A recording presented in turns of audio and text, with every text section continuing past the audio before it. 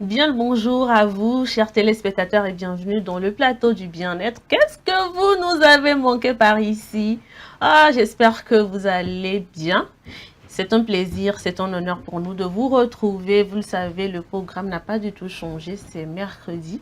Vous aurez droit à la causerie du jour, également l'info du jour, un dossier de la semaine, et pour couronner le tout, vous aurez bien entendu avec Nacha Chazodi, dont Astuces Santé, quelques astuces. Alors, installez-vous confortablement car nous allons vous servir le meilleur, comme vous le savez, comme on sait si bien le faire.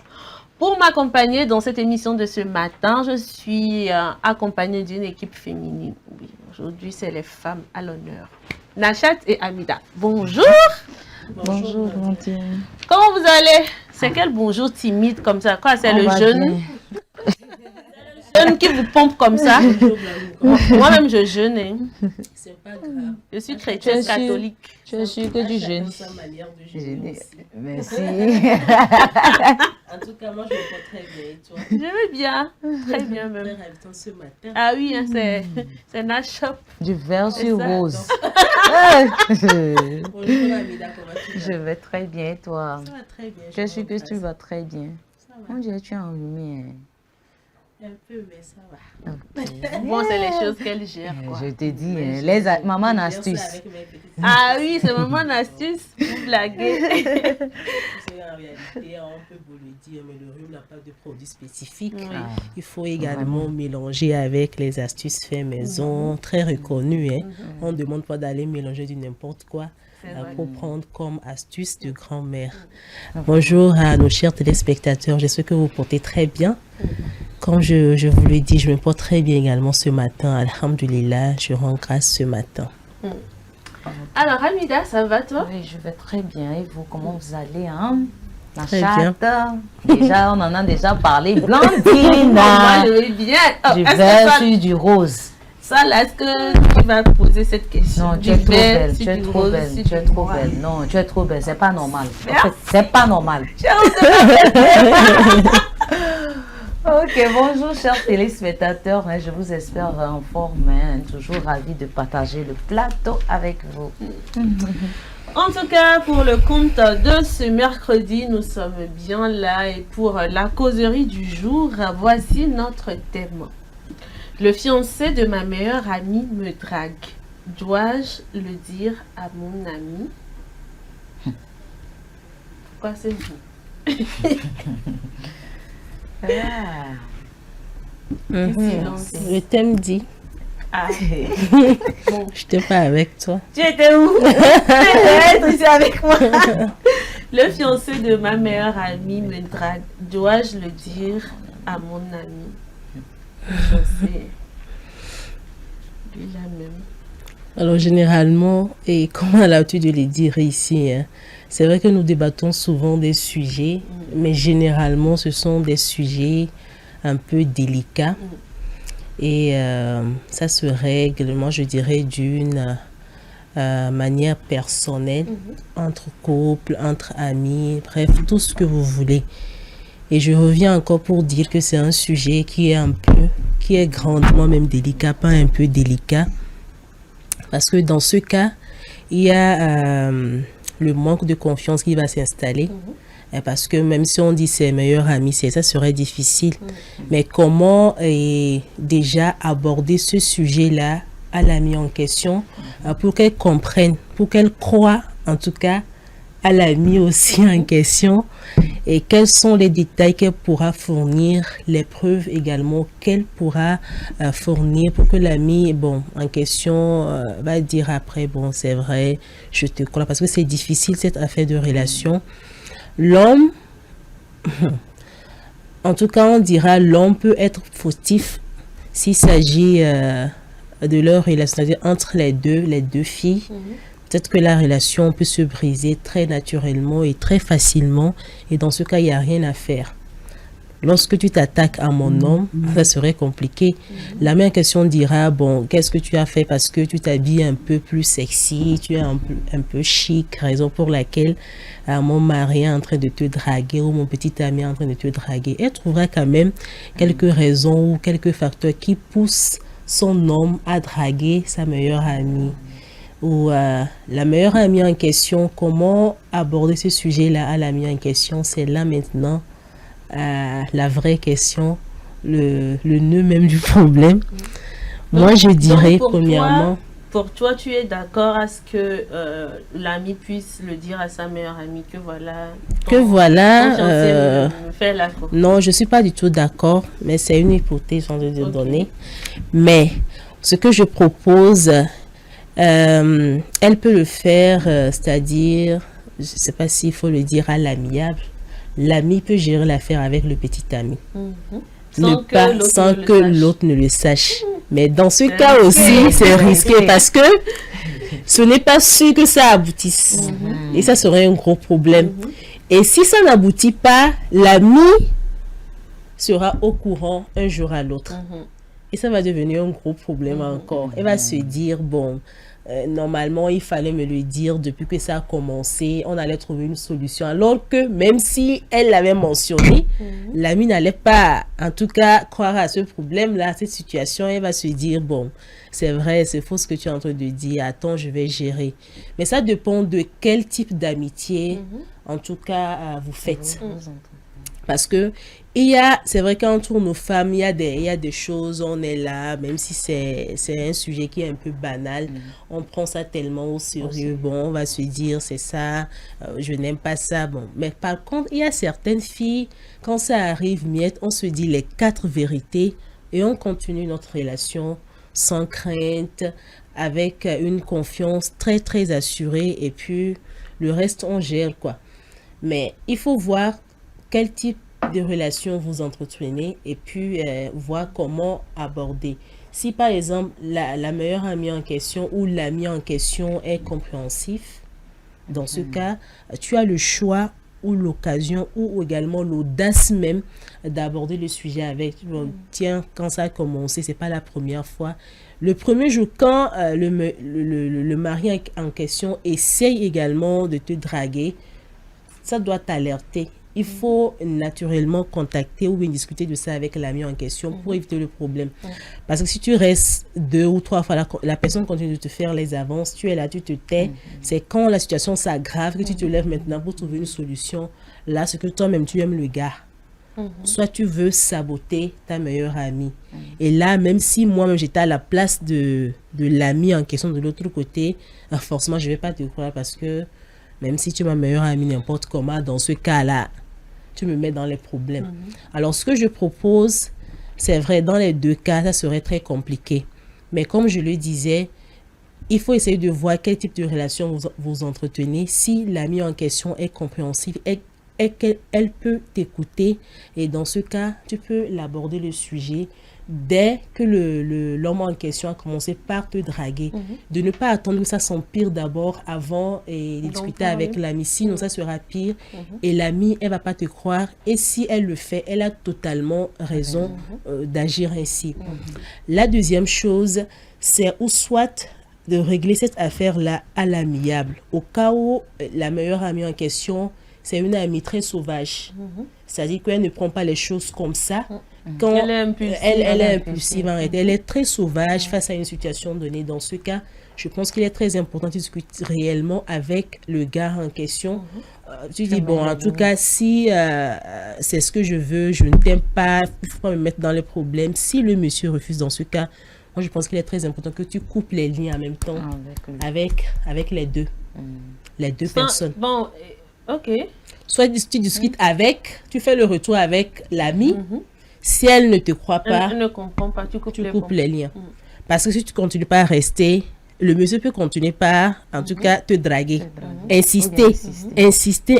Et puis, ça te met dans les problèmes. Ça met l'autre ami aussi est dans les problèmes. Et votre amitié est partie comme ça. Voilà. En tout cas, Nacha dit 2 choses. La première chose, c'est de pouvoir discuter avec la meilleure amie et de lui dire que voilà, ton gars me fait la cour et tout ça. Et la deuxième chose, dans le cas où l'ami est quelqu'un d'impulsif, de pouvoir discuter à l'amiable avec le gars, mais s'il refuse de couper les ponts avec eux tous. Soit si le gars refuse, elle peut toutefois discuter, faire part également à l'ami, au cas où l'ami ne veut pas comprendre, parce que déjà, je pense que la situation est déjà avancée. Peut-être qu'il n'y a même pas de solution et que l'ami ne va pas même, il va même pas croire à un mot même de ce qu'elle va dire. Donc, vaut mieux de couper les liens pour éviter tout problème. Parce que dans une relation où il n'y a pas de confiance, je ne suis pas sûre qu'il en vaut la peine de garder toujours cette amitié-là. Alors, Amida, tu vois, par contre, ce que j'aimerais te poser comme question, est-ce que tu penses que c'est peut-être la meilleure amie, enfin l'autre, qui est draguée, qui a poussé le fiancé de l'autre vers elle? Parce que généralement, on a l'habitude d'entendre de ces histoires que c'est parce que tu es tant, c'est parce que tu fais ci. Quel genre de lien faut-il avoir avec le fiancé de sa meilleure amie? Bon, par rapport à ta question, je pense que les liens entre le fiancé de la meilleure amie, moi, je dirais, et l'ami en question, je dirais que peut-être c'est une relation peut-être qui est très avancée. Il y a de ces genres d'amis, peut-être même si tu es ami avec moi par exemple, je ne comprends pas comment mon ami et mon fiancé puissent tisser des liens, vraiment, je ne sais pas. Il y a de ces personnes, ils tissent des liens ils sont très amis, quoi. Des fois même, vous allez voir au point que c'est mon ami qui devient le tribunal de ma relation. Ça veut dire, s'il y a un problème, c'est elle qui vient, il règle. Peut-être moi, je viens te dire, tu vas dire non, je vais le parler. C'est vrai. Mais moi, je trouve ça, en tout cas, je n'approuve pas cela. C'est vrai, tu peux être, c'est le fiancé de ton ami. Quand vous vous voyez, vous pouvez rire, vous pouvez discuter. Et même le contact, je ne sais pas comment elle a eu le contact. Bon, pour le contact, il peut avoir peut-être c'est son ami, elle te l'a placé, bon, on comprend. Mais quand même, quand tu es ami avec une personne et voilà son fiancé, je pense qu'il doit avoir des limites à ne pas franchir. Parce que si aujourd'hui nous disons que le fiancé de ma meilleure amie me drague, peut-être c'est parce que il y a eu certaines à laisser aller entre eux. Parce que vous ne pouvez pas me dire que, ok, je te présente mon ami. Et en même temps, tu me dis du lendemain, lendemain, mon gars te drague. C'est impossible. Donc, il faut savoir peut-être qu'il y avait des liens, je ne sais pas, peut-être un lien très proche entre eux. Donc, c'est ce que moi je dirais. Moi, je pense que vraiment, il faut que on se réveille par rapport à cela. Quand c'est ton fiancé, même c'est ta copine, tu peux être en contact avec ta copine, mais ton fiancé est ta copine. Si elle n'a pas de contact avec le copain, que ça soit ainsi, quoi. Si elle veut quelque chose, elle vient vers toi. Et de là, maintenant, vous pouvez parler, discuter. Mais elle n'a pas besoin d'avoir le contact de ton fiancé. Je peux le dire, il peut y avoir des situations, des cas qui peuvent arriver pour qu'elle ait le contact. Mais avoir, parce qu'on ne peut pas me dire qu'elle est là, c'est tout le temps. Peut-être ces genres de drague, ça vient dans les téléphones. Je peux dire, c'est par téléphone, par SMS. Donc, que je ne pense pas que c'est une bonne idée que mon ami ait le contact de mon fiancé. Non, ce n'est pas une bonne idée. Si on peut vraiment, je ne sais pas, la vie sociale, ça commence par nous éduquer beaucoup plus. Si on peut vraiment limiter cela, ce serait bien pour éviter ces genres de catastrophes. Parce que ça peut être la meilleure amie qui est venue vers l'homme.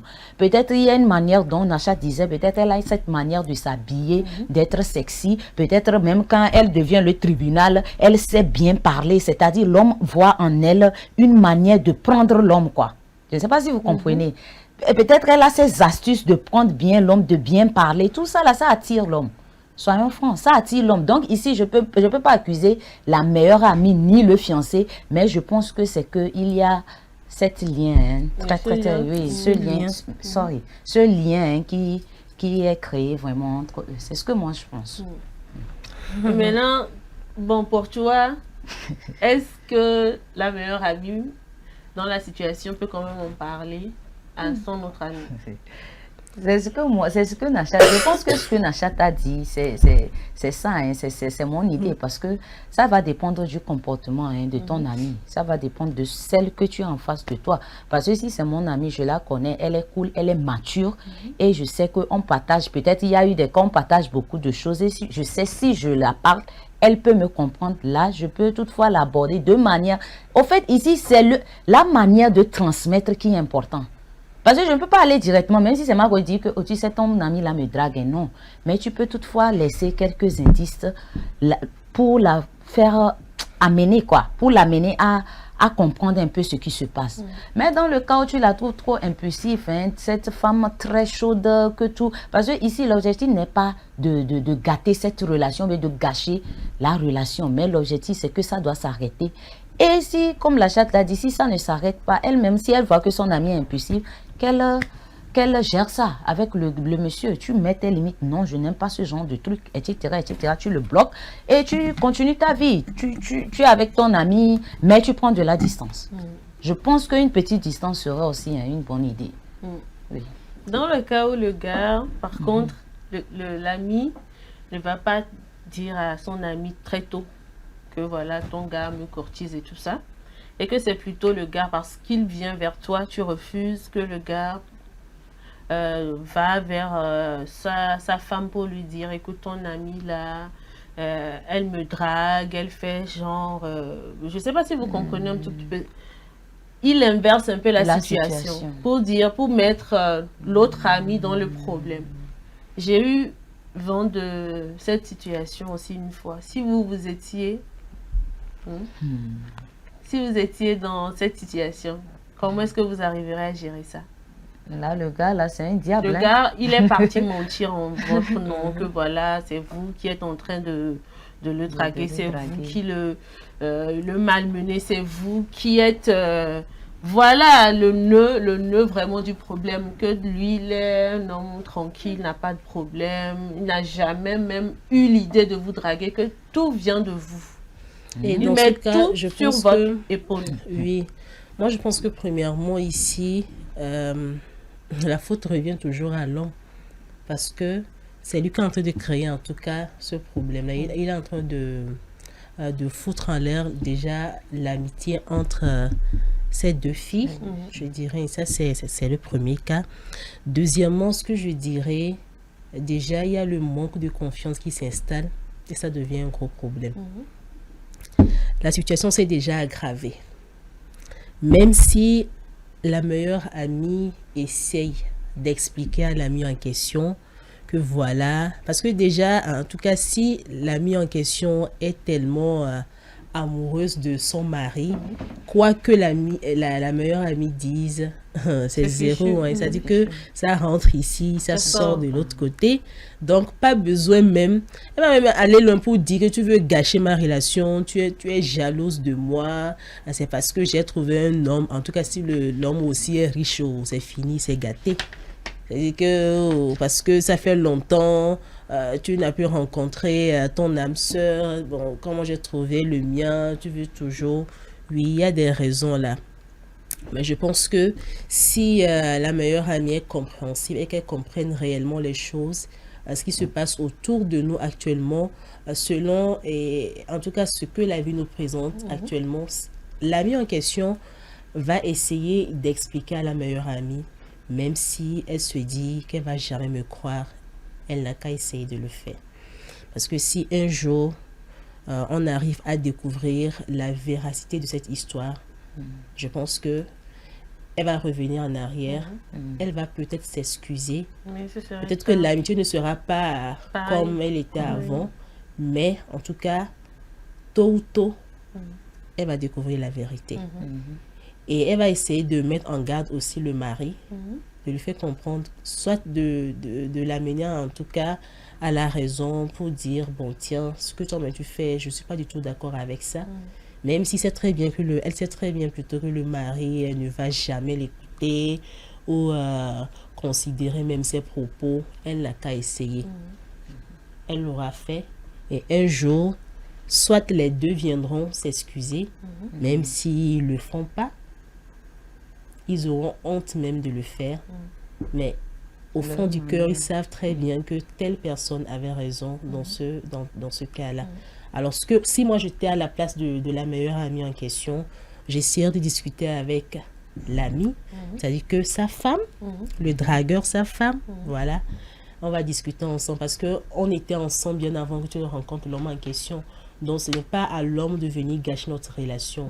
Maintenant, au cas où la femme en question est tellement amoureuse et qu'elle a des idées négatives et qu'elle ne veut pas comprendre ce qui se passe réellement, dans ce cas, moi, j'ai fait ma part, je t'ai expliqué, je t'envie pas. À moins si c'est la meilleure amie au centre d'envier le mari d'autrui. C'est ça aussi le problème. En tout cas, moi, par exemple, je ne peux pas envier le mari de ma meilleure amie. Ça, il faut jamais le faire parce que ça peut nous rattraper. Tu le fais, derrière toi, il y a quelqu'un qui a envie de le faire aussi. En tout cas, la vie, là, elle nous réserve beaucoup de surprises. Donc, tout ce que nous faisons, nous devons être très regardants sur tout ce que nous faisons. Qu'est-ce qu'il faut faire, qu'est-ce qu'il faut dire, comment est-ce qu'il faut le dire, comment il faut transmettre ce que nous avons à dire. Et quand nous arrivons à transmettre ces messages-là, nous devons également voir quel effet ça peut faire sur ces personnes-là. Et c'est ça, c'est ce que je propose en tout cas dans ce cas, parce que sans cette amitié-là, tu peux pas me dire que tu peux pas manger chaque jour. C'est pas parce que tu n'es plus dans une relation avec telle personne que tu vas plus manger. C'est pas parce que l'ami là ne veut pas te comprendre que tu vas plus manger. Tu as essayé de parler. Si tu veux aller plus loin même, tu peux essayer de parler avec d'autres amis qui sont un peu plus proches de vous. Ou même, souvent il y a des amitiés même, je pense que les parents même connaissent très bien, en tout cas l'ami. Alors, si c'est possible, tu peux me discuter avec les parents de la fille en question. Voilà un peu, tu présentes le schéma, de comment ça s'est passé, comment ça a commencé, comment le mari agit et dans telle situation, comment ça s'est passé. Voilà, tu expliques tout ce qui s'est passé. Si les parents sont vraiment sages et matures, ils vont te comprendre. Alors, c'est aussi le problème avant de se mettre en relation, il faut connaître son nom. C'est ça aussi le problème. Parce que, bon, l'ami en question va se dire, je connais mon nom. Voilà l'homme là. C'est l'homme là maintenant qui nous fait, il est en train de mélanger. Il sort son vrai visage. Qu'est-ce qu'il nous faut qu'il aime réellement sa femme? Sa femme. Rien du tout. En tout cas, c'est compliqué. Donc, elle peut discuter avec les parents. Dans le cas où cette relation est vraiment solide, dans le cas où les deux ont grandi ensemble, dans le cas où les deux ont eu à partager des choses, assez de choses ensemble, dans le cas où elles ont eu à se partager tellement de choses, dans le cas où elles ont eu à traverser certaines situations tellement délicates qu'elles ont pu surmonter, et ce n'est pas cette histoire-là qui va venir perdre leur amitié, qui va venir foutre tout en l'air. Donc, il faut revoir ça, sincèrement. En tout cas, c'est un sujet très délicat, comme l'a notifié Nachat au tout début de son intervention. Moi, bon, je dirais tout simplement qu'il faut vraiment connaître ses amis. Il y a de ces choses, si par exemple ton ami vient t'en parler, faudrait que tu réfléchisses, que tu analyses, que tu te poses à cette question. Parce que si tu vas vite en besogne, tu risques de te cogner. C'est très important de connaître également ton partenaire, de savoir s'il peut ou ne pas faire telle ou telle chose. C'est vrai qu'on ne connaît jamais assez les gens, parce qu'on se dit nous-mêmes, on ne se connaît pas assez. Parce qu'il y a des choses qu'on fait, on se demande, est-ce que c'est moi qui ai fait ça? Mais cela n'empêche pas quand même d'analyser, de vraiment étudier la personne avec qui on chemine tout le temps. C'est délicat parce qu'on parle de la meilleure amie et on parle du fiancé.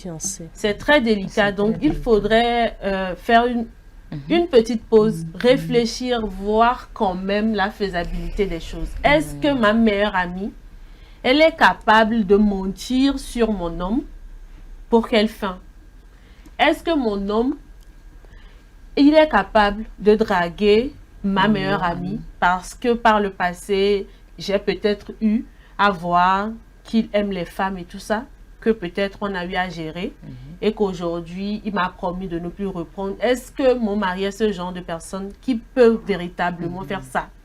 Parce que si on vient, on vous donne le sujet comme ça et puis vous sautez dessus sans pouvoir analyser, peut-être que vous aurez même à perdre les deux personnes et vous allez vous retrouver toute seule. Donc, dans toute situation, il faut véritablement prendre son calme, essayer d'analyser, essayer de réfléchir, de voir ce qui est vrai de ce qui est faux pour pouvoir prendre des décisions. Parce que si on saute tout simplement dans les choses, ça ne mène absolument de la colère. à rien. Ça ne mène absolument à rien. En tout cas, ce n'est pas simple, hein? Ce n'est pas du tout simple. Et comme moi, je le dis toujours, quand je veux finir mon intervention, courage à toutes les personnes.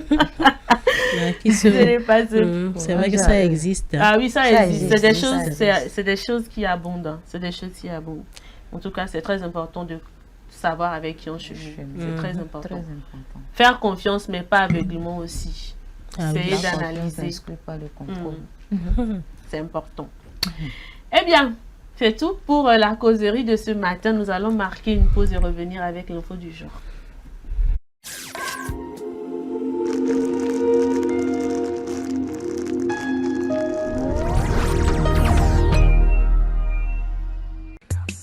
L'amour, c'est des hauts, c'est des bas. Et quand la femme dit non, c'est vraiment non. Mais rien ne vaut un petit cadeau pour raviver la flamme de l'amour. La femme se fait belle et sensuelle pour votre plaisir.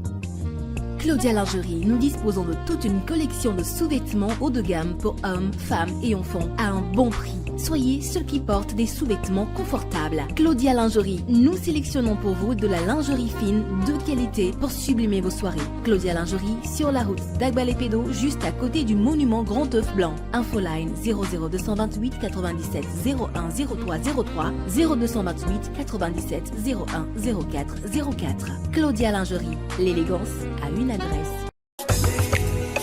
M-Afrique, Association internationale des médecins pour la promotion de la santé en Afrique, première ONG internationale d'origine africaine spécialisée dans les actions médico-chirurgicales humanitaires. M-Afrique, c'est la promotion de la santé et l'éducation pour tous en Afrique. M-Afrique est membre du Conseil économique, social et culturel de l'Union africaine, le COSOC UEA, également accrédité à l'ECOSOC ONU. Les médecins de M-Afrique, présents en Afrique et en Occident, réalisent chaque année plus de 2500 opérations chirurgicales et 25 000 consultations médicales spécialisées gratuites en zone rurale et périurbaine en Afrique. M-Afrique, c'est la formation continue des acteurs de la santé, la recherche, les missions médico-chirurgicales humanitaires foraines gratuites, la lutte contre les maladies transmissibles et non transmissibles, la promotion de l'éducation pour la santé, le développement communautaire. M-Afrique, une nouvelle vision de la solidarité africaine. M-Afrique, c'est amener l'hôpital vers les populations rurales et vulnérables. Le 35e numéro de Dagon Magazine met à l'honneur Claire Regina Meyo-Kwenom, militante engagée et infatigable défenseur des droits de la femme. La rubrique santé de ce 35e numéro nous parle des vertus du paix, la flatulence, signes et indicateurs d'une bonne santé et ses symptômes de maladie. La rubrique bien-être de son côté nous laisse découvrir le pouvoir de quelques plantes, leurs vertus insoupçonnées et leurs propriétés bénéfiques. Dagan, c'est aussi plein d'autres rubriques pour prendre soin de notre santé. Dagan Magazine, le magazine de la femme togolaise pour la femme. Téléphone plus 228 70 86 44 44 70 26 60 60 Lomé, Togo.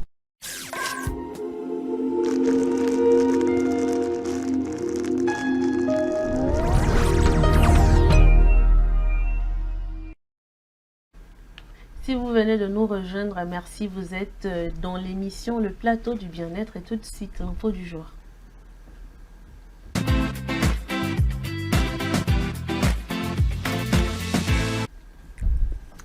Dans un contexte d'incertitude persistante quant à l'impact des coûts budgétaires opérés par les États-Unis dans le financement de l'aide humanitaire à travers le monde, l'Agence des Nations Unies chargée de coordonner la lutte contre le VIH-Sida a prévenu que 6,3 millions de personnes supplémentaires mourraient au cours des 4 prochaines années à moins que l'aide ne soit rétablie. Les précisions de nos confrères de Africa News.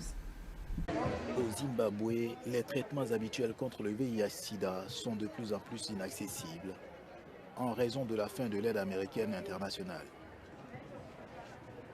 Dans ce pays, 80% des fonds destinés à la lutte contre la maladie proviennent des États-Unis. Les gens ne savent pas où obtenir les prochaines tranches de médicaments antirétroviraux. Ils se rendent aujourd'hui dans ce centre. Demain, on leur dit d'aller dans un autre, probablement à des kilomètres de là. Donc, cela fait vraiment des ravages pour les personnes que nous représentons. Ce sont aussi des mères, des pères, des sœurs et des frères dont le voyage jusqu'à ce jour a été entaché de résilience. La directrice de l'ONU-SIDA estime que 6,3 millions de personnes sont menacées de mort par le VIH-SIDA d'ici à 2030, à moins que l'USAID ne soit rétabli. Au dernier décompte de 2023, nous avions 600 000 décès dans le monde liés au sida. Il s'agit donc d'une multiplication par 10. Nous nous attendons également à 8,7 millions de nouvelles infections. Au dernier décompte, il y avait 1,3 million de nouvelles infections dans le monde en 2023. En Côte d'Ivoire, les ONG craignent un recul important des progrès réalisés contre la transmission mère-enfant. Et en Afrique du Sud, 17% des fonds proviennent toujours des États-Unis. Je reconnais tout à fait que l'Afrique doit devenir autonome, mais je pense qu'il faut un plan soigneusement réfléchi sur la manière dont nous pouvons parvenir à cette autonomie sans nuire aux progrès que nous avons déjà réalisés.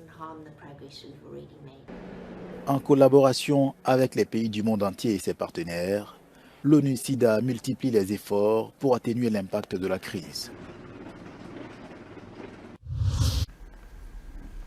Voilà, c'était donc tout pour l'info du jour. Nous allons y aller avec le dossier de la semaine.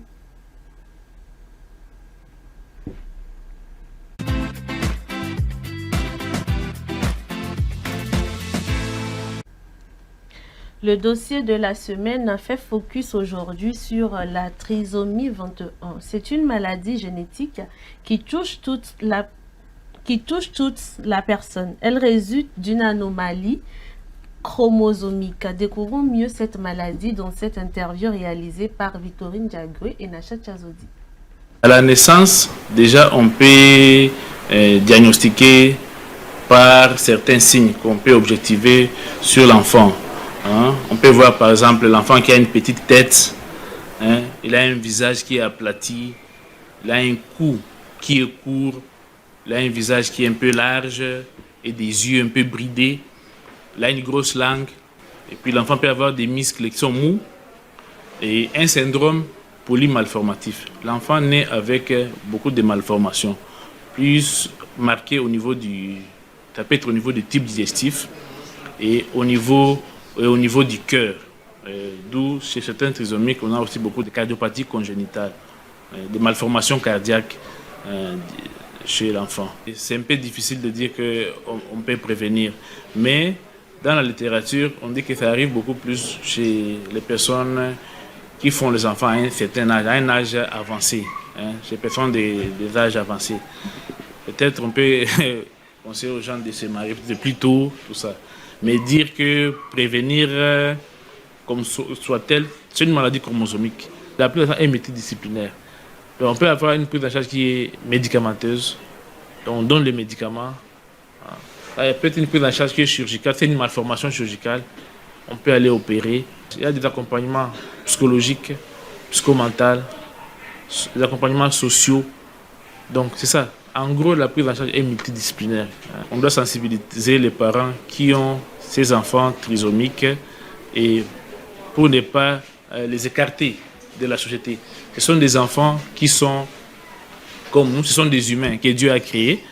On doit d'abord les accepter. Donc dans la sensibilisation, on doit insister beaucoup sur l'isolement de ces enfants. On ne doit pas les isoler, on doit se rapprocher. Surtout dans certaines coutumes, dans certains rites, ce sont des enfants qu'on mettait en dehors des familles. On les isolait et on pensait que c'était des enfants démons, des enfants fétiches qu'on cherchait à isoler et même voire à tuer. Donc ce sont des enfants qu'on doit intégrer dans la communauté, on doit intégrer dans notre population et les sensibiliser sur les signes qu'ils peuvent présenter comme problème de santé et les amener à l'hôpital s'il y a des complications ou s'ils nécessitent une prise en charge. Voilà, on en parlait d'ailleurs le vendredi passé, qui était d'ailleurs la journée mondiale de la trisomie 21. Et on parlait encore et encore du fait qu'il est important de pouvoir permettre à ces jeunes d'avoir une insertion sociale. Parce que ce sont des êtres humains comme les autres. Et ils ont vraiment besoin d'une insertion sociale. Ça, on ne peut pas manquer de le dire. Déjà, leur aspect physique leur pose un problème.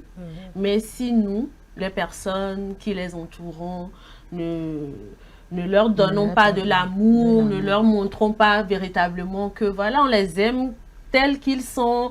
Ils sont également des enfants, des êtres qui sont des humains, tout comme nous.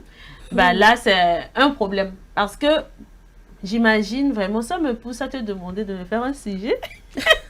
Un sujet sur la psychologie, justement, de ces parents-là. Oui, justement, je pense que ici au Togo, justement à l'occasion de cette journée, il y a une activité comme ça où, bon, c'est vrai qu'on a parlé de la psychologie des parents, mais il n'y a pas eu une prise en charge en tant que telle, comme on l'entend quand même. Les psychologues ont eu à faire un entretien avec ces parents-là.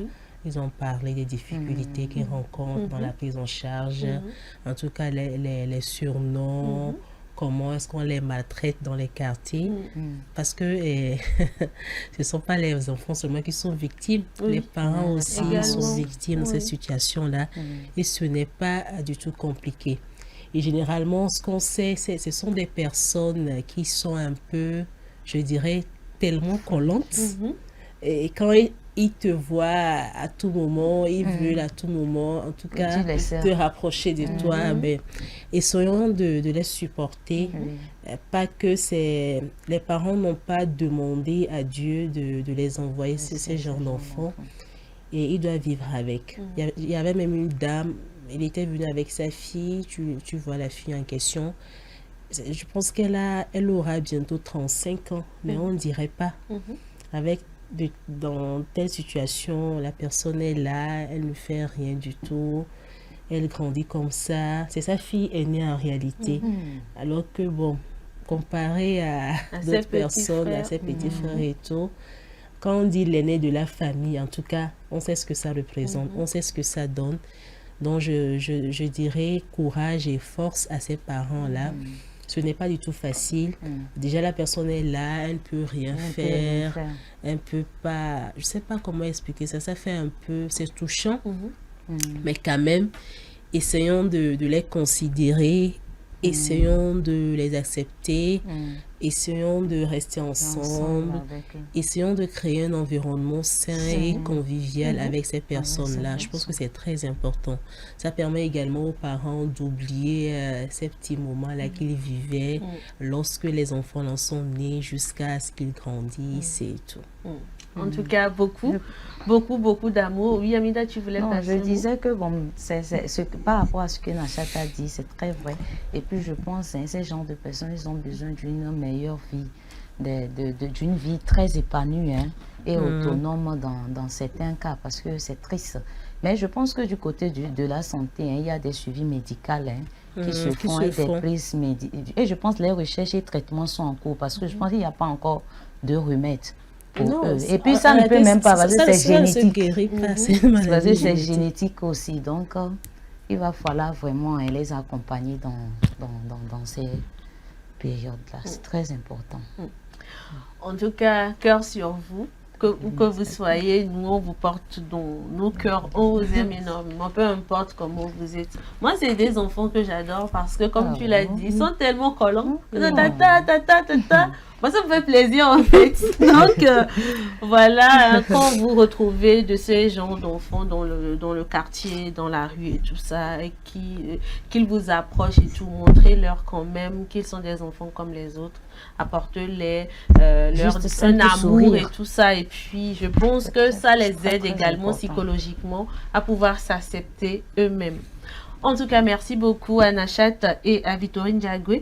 pour l'interview de ce matin qui nous servait d'ailleurs de dossier de la semaine. Nous allons marquer une pause et retrouver Nachat dans Astuce Santé.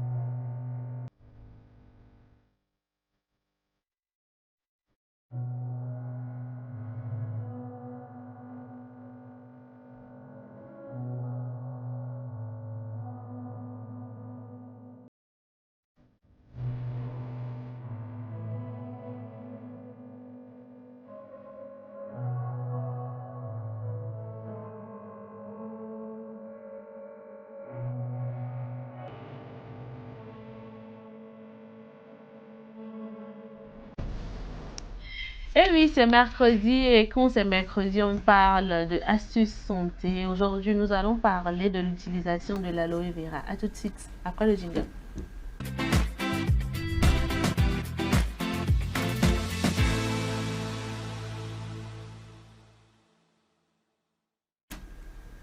L'aloe vera, ça là seulement.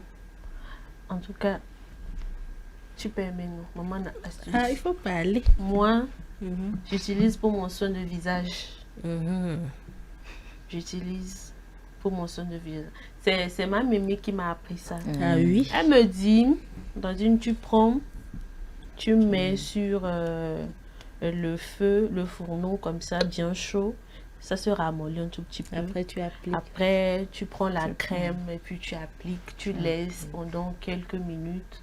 Et tu prends de l'eau tiède, tu te rinces le visage. Avant, je vous assure, quand je finis, je fais comme ça. C'est moins lisse. C'est ancré dans mes habitudes. Il fut un moment, je le faisais tout le temps. Après, je me suis dit, bon, j'ai vraiment plus de problèmes. Donc, j'ai laissé. Pourquoi tu as laissé alors? Bon, parce que j'ai trouvé que je n'avais plus de problème de peau. Justement, je pense que c'est, en tout cas, ça fait partie également de l'une des meilleures façons d'utiliser le gel d'aloe vera. C'est très important, soit par voie interne, soit par voie externe. Et dans ce cas, c'est par voie externe où c'est tellement utilisé, en tout cas en cosmétique, on va le dire ainsi.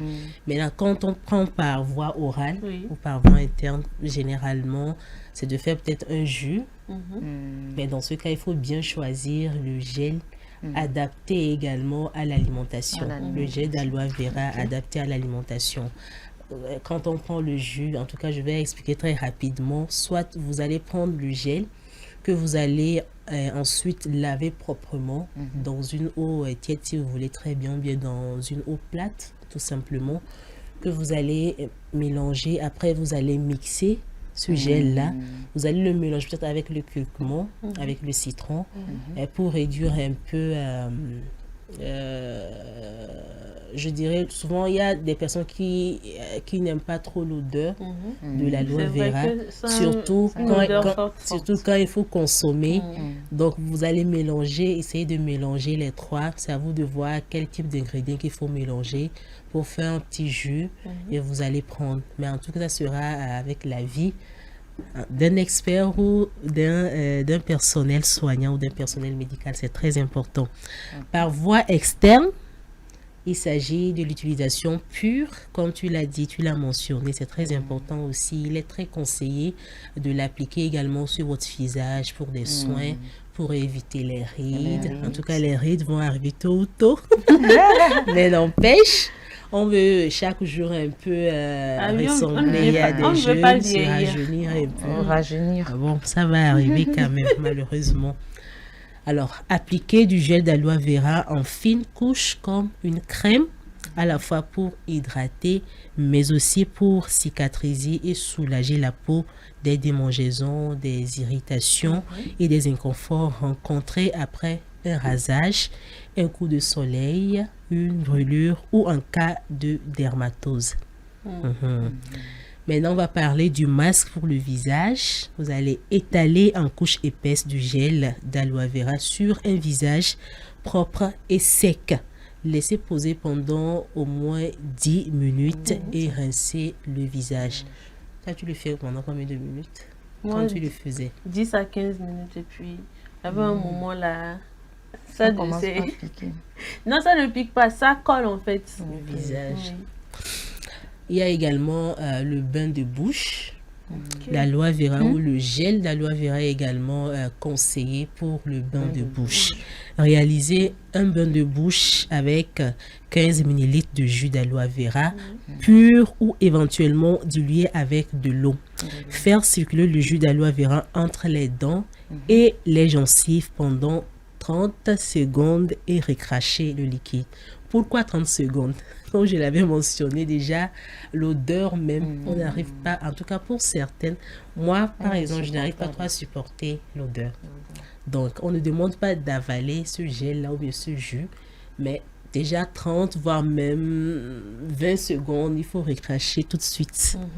Nous vous prions de le faire, de faire l'effort de ne pas avaler ce jus-là, parce que avant de faire le jus, il faut bien, en tout cas, entretenir les ingrédients qu'il faut faire, au moins bien laver certains trucs qu'il faut ajouter, laver même le gel avant de le mixer, c'est très important. Donc, effectuez le bain de bouche, de préférence le soir après le brossage des dents. C'est-à-dire que vous finissez de vous brosser les dents, maintenant vous prenez le jus là, vous allez essayer de gargariser un peu, tout comme on le fait avec d'autres astuces. Quelques secondes après, vous recrachez, vous vous rincez maintenant avec de l'eau plate, de l'eau simple avant d'aller au lit si vous voulez très bien. Ingrédients de cosmétiques, je l'avais déjà mentionné. Maintenant, en tout cas, les cosmétologues aussi ont trouvé des astuces. C'est vrai que ça existait, mais la plupart des personnes ne savent pas réellement comment ça se passe. Donc maintenant, je pense que c'est l'occasion. Et puisque maintenant, on tend vers la médecine, je dirais, traditionnelle. C'est vrai que ça existait, mais longtemps, ça a été négligé. Maintenant, avec le temps, ça vient. Maintenant, avec les sensibilisations, tout le monde arrive à découvrir que, il faut retourner en arrière. Il faut maintenant se fier à ce que nos parents faisaient, ce que nos grands-parents utilisaient pour rester en bonne santé. Et pour les soins également des cheveux, le gel d'aloe vera intervient. Vous allez juste appliquer ce gel-là sur vos chevelures, tout simplement. Lorsque vous avez par exemple des choses qui font gratter les cheveux, le nom m'échappe, ou également pour d'autres raisons également, le gel d'aloe vera est conseillé. Mais il faut demander peut-être l'avis de votre coiffeuse. Si il s'agit d'une coiffeuse très professionnelle, elle saura vous donner les indications possibles pour pouvoir appliquer ce gel d'aloe vera sur vos cheveux. Un masque hydratant, confectionnez un masque hydratant également pour les cheveux en mélangeant 2 cuillères à soupe de gel d'aloe vera avec 1 cuillère à café d'huile végétale de son choix. Alors ça, c'est à vous. Vous ne devez pas avoir l'huile de coco, l'huile d'avocat ou l'huile d'olive, comme Amida vient de le dire. Vous allez mélanger ces 2 huiles-là. Bon, en tout cas, ces 2 choses, il s'agit de l'huile d'avocat ou autre huile également conseillée pour les cheveux. Vous allez le mélanger avec le gel d'aloe vera. Le tout, vous allez l'appliquer sur vos cheveux. Contre les rides du visage, je pense que j'avais déjà mentionné cela. Chaque temps que vous le faites, vous l'appliquez sur vos visages en même temps. Bon, les rides, ça peut arriver un jour à l'autre, mais ça ne dérange pas pour le moment. Essayons de garder la ligne, essayons de rester en forme, c'est très important. Avant que la vieillesse nous frapper, oui. Il faut vieillir en bonne santé aussi. Hein. Et puis, il faut quand tu sens déjà le bien-être, je pense que c'est très important de vieillir en très bonne santé, de ne pas avoir des problèmes plus tard dans sa vieillesse. Parce qu'on a su prendre soin de nous depuis notre jeune âge. Donc, je pense qu'avec le temps, ça passe. Voilà un peu ce que j'aimerais partager avec pour ne pas oublier aussi en cas de vergeture. Le gel d'aloe vera est conseillé, mais ça peut être pas chez toutes les personnes aussi. Oui, ça dépend du type de peau. Ça dépend du type de peau. Toujours mieux de demander l'avis d'un spécialiste. Chez moi, par exemple, ça marche très bien. Quand j'applique le gel d'aloe vera au niveau, en tout cas là où il y a les vergetures, que ce soit entre vos jambes, au niveau de vos bras, sur la peau quelque part, vous l'appliquez, ça passe, mais pas chez toutes les personnes, parce que souvent j'entends les gens dire c'est faux, ça ne marche pas du tout. C'est pas, moi je peux appliquer d'autres produits, ça peut jamais marcher chez moi. Toi tu peux l'appliquer, ça marche chez toi sans, ça veut dire que sans problème en réalité. Voilà un peu ce que j'aimerais partager avec vous. Quelques astuces, parce qu'il existe tellement. Le gel d'aloe vera fait beaucoup de choses. L'aloe vera même fait beaucoup de choses. Donc, voilà un peu. Je vous ai toujours dit. Merci. Mercredi et vendredi, prenez votre cible vocal pour pouvoir noter les bonnes choses. En tout cas, moi, tout mis dans ma tête. C'est intégré même. Merci beaucoup, Nachat. Eh bien, très cher, nous sommes arrivés pratiquement à la fin de cette émission de ce matin. Merci à vous de m'avoir accompagné. Merci également à nos chers téléspectateurs à qui je dis un sincère merci. Même vous savez, nous sommes dans la dernière semaine. Oui, le plateau du bien-être tire lentement, mais sûrement vers la fin de cette saison. Nous allons prendre une pause pour revenir en force, n'est-ce pas? C'est important. Bien. En tout cas, merci beaucoup à vous. Merci à l'équipe technique également qui nous a accompagnés pour la réalisation de cette émission. On se donne rendez-vous demain. Pour demain, on est là. Donc, à demain.